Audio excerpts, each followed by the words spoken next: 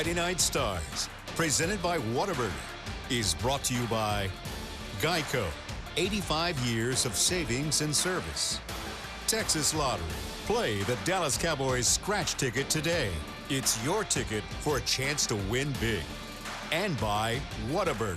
Stop on by WHATABURGER and try the patty melt today. It's an all-time favorite for a reason. How is this possible? It's already week number 6 of this Texas high school football season, and this is Friday Night Stars. Bill Jones alongside Kyle Youmans inside the Globe Life studio here at the Star in Frisco, home of the Dallas Cowboys. Kyle is just a half hour away from walking down the Nike Star Walk into Ford Center and broadcast one of 2 Frisco ISD games that he will be broadcasting on the NFHS network. And I cannot believe we're already past the halfway point of this regular season. I cannot either. I mean, we just are starting this show. This is the second week in a row we've had this program, but this is the meaty part of the high school football calendar. I mean, rivalries are back. Of course, district games mean something, and some of the best matchups we've had already this year. That's right. Of course, this is the last day of September, these Thursday night games, and then on Friday night, it's the start of October, and district matchups mean rivalry games, and also some of the best matchups. Let's start with the WHATABURGER game of the week this week, and it's the defending Class 4A Division I state champions from Argyle hitting the road to take on the Melissa Cardinals, who have been a powerful team here of late. Melissa at 3-2 on the season, Argyle unbeaten at 4-0, and both teams started this season with expectations to compete for a state championship. When we started, that's what we were shooting for, as a state championship, and it's sick, but you know, we probably feel disappointed if we don't get it. We know we just won state, so we got to just stay humble and keep our heads down and just take care of business like always. We know everyone wants to take us down for sure, but it gives us a big drive to work even harder than we did last year, because we know everybody's going to come at us 10 times harder, so we have to go 10 times harder than we did last year. We have one goal as a team, and that is state. I need to be a better leader. I need to be more vocal and push my men. People talk about Sam and how good of a quarterback he is, and that's all great and grand, but Sam's a really good person. Just being that leader and that person that people can really depend on will help us reach that ultimate goal.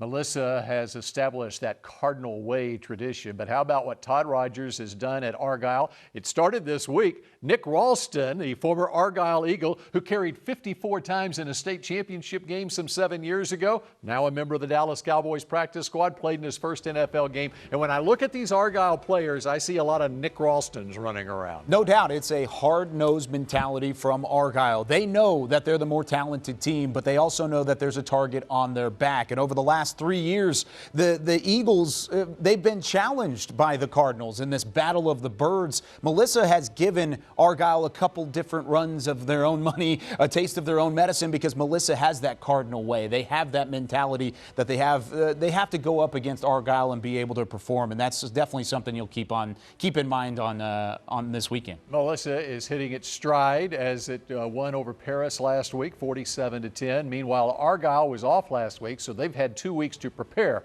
for this matchup against Melissa. Let's take a look at matchup number 2. Some other notable games in District 7 6A. Kyle, what do you think about this one? Lake Highlands taking on the Jesuit Rangers. Well, I know I just said, or we just showed that last matchup was the game of the week. This is my favorite game of the week overall. Lake Highlands, goodness, they can put up points. 5-0 on the year. In 4 of those 5 wins, they put up 50-plus points. And you got Caden Dotson, the quarterback, 10 touchdowns, just 1 interception. Noel Whitehead running the football, 600-plus yards and 9 touchdowns. Plus, he's got 116 yards receiving and a touchdown there as well. They're going to run the football a lot, but don't sleep on this Jesuit ball club. Marquee wins over guys like Flower Mound Marcus and J.J. Pierce. That's something to look forward to moving forward. And their only loss so far was to Rockwall. They've got Gage Roy at quarterback with a connection with Hunter Krepp in that passing game. This is the toughest test, though, for Jesuit remaining on the schedule. They're going to have a lot of wins this year. And, of course, Lake Highlands coming off a 10-1 season, a district champion season last year, and last week they knocked off my alma mater, MacArthur. It was only 56-10, however. Oh, all right, Allen hits the road. They're taking on the Boyd Broncos in McKinney, and Allen at 3-1 on the season. Well, how about Joe McBride's team at Boyd? They are 5-0. Yeah, and all of those games, I mean, have been pretty impressive. Midwest City, Grand Prairie, J.J. Pierce, Byron Nelson, and Braswell. I mean, they have played some top-notch talent, but McKinney Boyd is never going to get a shot like they are this week against Allen. We're going to find out if they're legitimate or not, because Allen also coming off a bye week, like you mentioned, Argyle was doing earlier. Probably a good thing, because I'm not sure if Chad Morris has really gotten the most out of the Allen Eagles just yet. That win against Cedar Hill was their best, most complete win, but they have a target on their back, and so does the Colorado wide receiver Jordan Tyson. He's had a pretty good season so far, and he'll look to try and continue that against Boyd. Jordan Tyson, the Allen wide receiver, with 32 catches for 437 yards and a couple of touchdowns. And yes, Kyle did mention Chad Morris, and for those of you unaware, it is the same Chad Morris who was the head coach at Arkansas and at SMU, now coaching back again in the high school ranks. Of course, he won a state championship back at Lake Travis and also was at Stephenville, but now the powerhouse with the Allen Eagles. All right. Let's go to District 4 6A, and this is a matchup of the number 3 ranked team in the state, the South Lake Carroll Dragons, against an unbeaten team from literally about a mile and a half down the road. 1709 goes from South Lake to Keller to take on the Keller Indians. Can you even call this a crosstown showdown if it's really not crosstown? I mean, it's just down the road. This is a cross-block showdown between the Dragons and the Indians. But I really like this South Lake Carroll team. I mean, this is, in my opinion, the best team in the state of Texas, and it's a balanced attack without the best quarterback in the country. They don't have Quinn Ewers, but they have Caden Anderson, who's thrown for over 800 yards, has 8 touchdown passes this season, and then Owen Allen toting the rock, 87 carries, up over 670 yards, and 4 games over the century mark already this year. They've got that balanced attack, but look out for Keller. I mean, this is a team that has a legitimate shot for 8 or 9 wins this season. If they're not careful, they've got a lot of chances for victories on the table. Maybe not this week because I like South Lake Carroll. However, this is a good Keller ball club. And that's a game tonight in Keller, and it's not the largest stadium in the Metroplex, and you know it's already full right now as we speak, trying to keep those Carroll Dragon fans out. By the way, Carroll coach Riley Dodge, his dad Todd Dodge would argue with you on which team is the best in the state. That's true. Very good. I think Austin Westlake. They're right there. Yeah, as they showed. South Lake, Westlake. Yeah. They were the two finalists the year By ago. the way, it would be big for South Lake Carroll if Keller made the playoffs this year, and maybe Carroll could get pushed down to Division II, where they would not have to face each other in the Division I state championship game. But we're getting way ahead. Way ahead. When we come back here on Friday Night Stars, how about the showdowns at the Star? Kyle's going to tell us about it next. This segment was brought to you by WHATABURGER. Order online using the app or at whataburger.com for curbside pickup from 7 a.m. to 11 p.m. or delivery.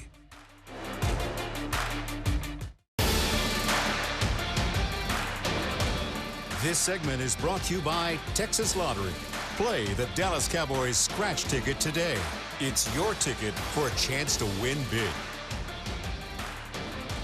Time for the showdowns at the Star, and Kyle Youmans can't wait to call the Friday night showdown between Frisco and Frisco Liberty. No, I cannot. And Lovejoy may have something to say about this, but this game very well could decide District 7 5A. Liberty having to deal without Evan Stewart, one of the top wide receivers in the country. And this is a Frisco team that has had to replace some guys of their own right. No Chase Lowry from a year ago. They're missing 7 starters on both sides of the football, but both of these teams can put up points, but it's in very different ways. One on the ground, one through the air. This is going to be a lot of fun. But before that, tonight, Kyle's going to be calling this game. The Heritage Coyotes taking on the Wakeland Wolverines, District 6 5A Division I. A pretty good matchup. It is a good matchup. I talked with Heritage head coach Kenneth Gilchrist earlier today, and he said that you don't really realize how close they are from turning that 2-3 into a 4-1. There are a couple breaks either way of finding a bit of a rhythm, and they've got a tough task with the Wakeland team tonight that has had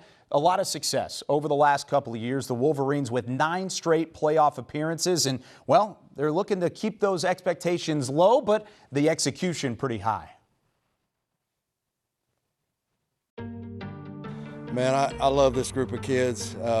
for a lot of reasons. Number one, because they have some really good character, and we have some characters. The work and the buy-in that they've put in has been very impressive to me, and it's a group that's really together. So I'm going to say it just like I feel it in my heart. I think the Lord has blessed us with a great group of kids, a great staff, a team with a purpose. A team with a purpose is a team on a mission. Coach Marty Secord's Wakeland Wolverines are on a mission to prove their doubters wrong after being picked to finish 6th in District 5-5A despite 8 straight playoff appearances. Being ranked number 6th in the district this year is pretty insulting. It's disrespectful. There's just nothing true about that, and so I think their hard work and dedication will pay off, and the good things will show. But hey, all you can do is play one game at a time, and that's what we're going to do. In that game this week, the Wolverines are matched up with a desperate Heritage squad. Wakeland enters the week 3rd in the standings, and with a win, could position themselves nicely for a playoff run. Our team is looking really good this year, and so I think that we should be a top 4 team, at least getting to the playoffs. Which is easier said than done against the Coyotes, who have scored more points than any team in Frisco ISD, despite their 2-3 record. What's called the Frisco factors in there. Any Frisco school you play, you know you're going to get their best shot. We're going to get after them, they're going to get after us, and if you don't play well, you're going to get beat. You could really hear it in the mindset of the Wakeland sideline. They like being a little bit under the radar. They like kind of flying underneath and getting ready to make a couple moves inside the 5A level. But as they look at today, I mean, Jared White is their leader. He's also been under the radar from a recruiting standpoint. Over 500 yards, 9 touchdowns. He is really the key to that offense having success at the tailback position, and he's going to have a big game tonight. And you can hear Kyle's call of the game and watch it on the NFHS network tonight. All right, up next here on Friday Night Stars, the powerful story of Grapevine running back Caleb Tejada. This segment was brought to you by Texas Lottery. Play the Dallas Cowboys scratch ticket today. It's your ticket for a chance to win big.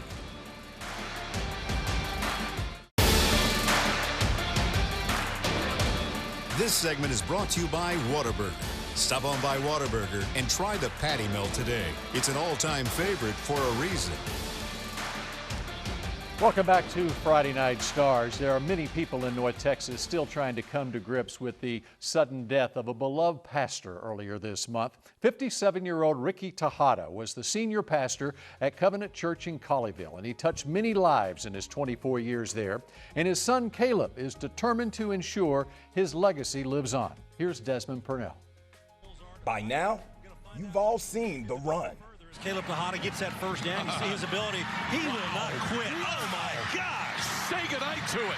He can make that third-level guy miss real quick. Caleb Tejada should have been down 2, 3, 4 times, maybe. At first, I didn't really understand how I made it through all that, but, you know, I feel like God gave me strength that day. Grapevine running back Caleb Tejada's touchdown run during his season opener has gone viral. But the story behind the score is even more compelling. Started off like, of course, any other day. We made it all the way up to game time. I was getting ready to start warm up, and then Pastor James, one of the pastors from our church, came up and said, hey, you need to see your dad at the hospital because we don't know if he could, you know, make it past the procedure that they were about to do that day. So they didn't want me to have any regrets or anything like that. So Caleb left the stadium to spend time with his dad, who had been in ICU since August 10th, battling COVID-19. After I got to see him, it had been about like 2 weeks before I could actually see him. So I finally got to see him. I like prayed with him and everything. And then after I was sort of sitting in the waiting room, then I started thinking about my team. And I was like, I feel like I should come out and like be with the team. Inspired by his father, Caleb rejoined his team in time for the second half of that season opener and rushed for a memorable 105 yards plus a touchdown. But unfortunately, Caleb's dad passed away the following Monday. In spite of that heartbreaking news, Caleb has been able to find comfort in his teammates and family. Nothing that's happened has shaken his faith, you know, and it's only enriched it, it's only strengthened it, and he's been a huge encouragement to the rest of his teammates of faith that, you know, no matter what bad things happen in life, that, you know, God's in control. He was my biggest fan. You know, we would talk all the time in the car, just one-on-one, or like go out to Grapevine Lake and just sit and like watch the sunset. It's like I've said 100 times, my faith has grown. So, you know, just getting stronger in that area. Wow, what an impressive young man. A powerful story there. And you look at that footage there of the Colleyville players. They knew what he was going through that day. Colleyville won that game. It was a lopsided score. But what Caleb showed coming back and making that kind of a run, and he ran for over 200 yards the next week in a Grapevine victory after he laid his father to rest. But the maturity that he shows, it's just an inspiration to see a kid of that age who has that kind of faith. Absolutely, and you really have your thoughts and your prayers with the family and, of course, with the church community around Grapevine as well. But you see the C on his chest, and he's a captain for a reason. You can see the leadership abilities from this young man, and he's been a part of that program since he was a freshman and a really, really strong football player, has some collegiate offers out there. But I wouldn't be surprised if he's able to go to the next level and really make an impact in whatever locker room he lays in. Hey, if I'm a college coach, I'm recruiting that I would kid. too. Wow, Right what there an with you. impressive young man. All right, up next here on Friday Night Stars, it's our Power Programs of the Week.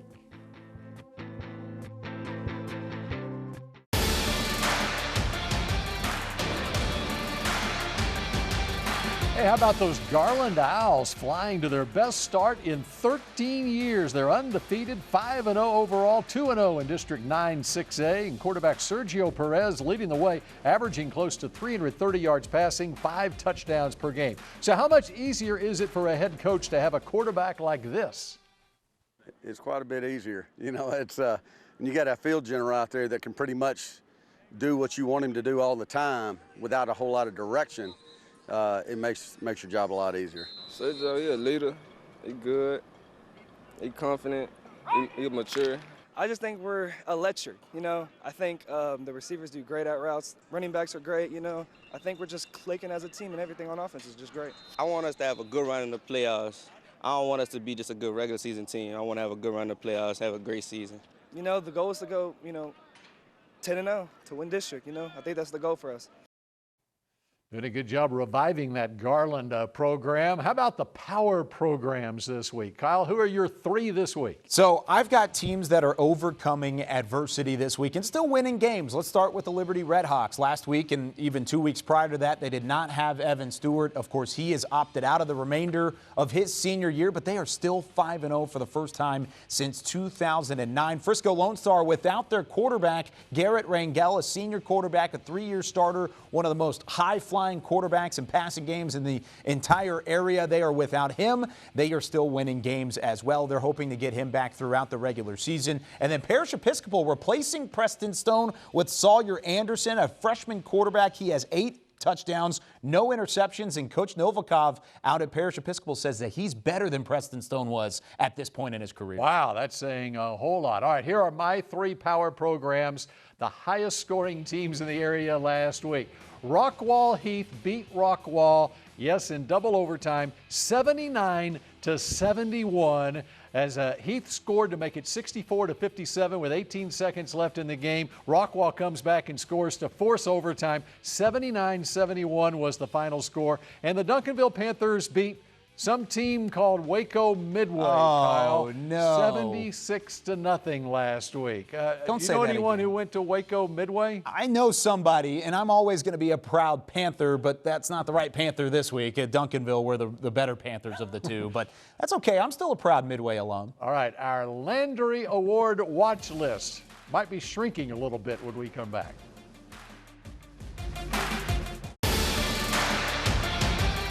Friday Night Stars, presented by WHATABURGER, was brought to you by GEICO, 85 years of savings and service.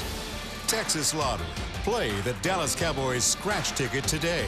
It's your ticket for a chance to win big. And by WHATABURGER. Order online using the app or at whataburger.com for curbside pickup from 7 a.m. to 11 p.m. or delivery. Final segment here of Friday Night Stars, and this is the #1 ranked wide receiver recruit in the nation. #3 overall recruit, I believe, Evan Stewart, Frisco Liberty High School. He made the announcement on social media earlier this week, Kyle Youmans, that he is foregoing the rest of his senior season at Liberty High School to focus on the college opportunities that await him. He's recruited by every big school in the country, it seems like, and will have those opportunities, but he had an injury and has opted out. Yeah, he decided that, well, it's better for him to focus mentally and physically on taking his talents to the next level. And that's kind of the world we live in at this point in time, where these high school athletes have a decision to make. It's whether or not to play for their future, play for their teammates. And there's really no wrong answer in either one of those. But this was the decision that Evan Stewart made. It's disappointing for those who wanted to watch him play a little bit more at the high school level and, of course, here in Frisco. But he made the decision that he felt was best for him. All right, so this is normally where we take a look at our Landry Award watch list, and obviously Evan Stewart, had he been healthy and had he played for Liberty, he would have been on that Landry Award watch list. And now that makes 3 very prominent players coming into the season who are not playing high school football this season. Emeka Megwa, who transferred from Nolan Catholic in Fort Worth to Timber Creek High School in Keller. He's already enrolled at Washington, started classes last week, and you all heard about Quinn Ewers, the quarterback from South Lake Carroll, who back in August graduated early and enrolled at Ohio State. The encouraging thing about at least these 3 names is that 2 of the 3, their teams are still undefeated, that are still playing really well. South Lake Carroll and Frisco Liberty both at 5-0 at the moment. Megwa, who of course is just such a talented running back, and he's going to have a lot of success in the Pac-12 with Washington, made the decision to move on. Timber Creek, maybe not as much a success from their side of things, but overall, those 3 players have a bright future in front of them. All right, you know what? Kyle has a bright future in front of him. He's calling high school football in a matter of seconds. Thanks for joining us here for Friday Night Stars.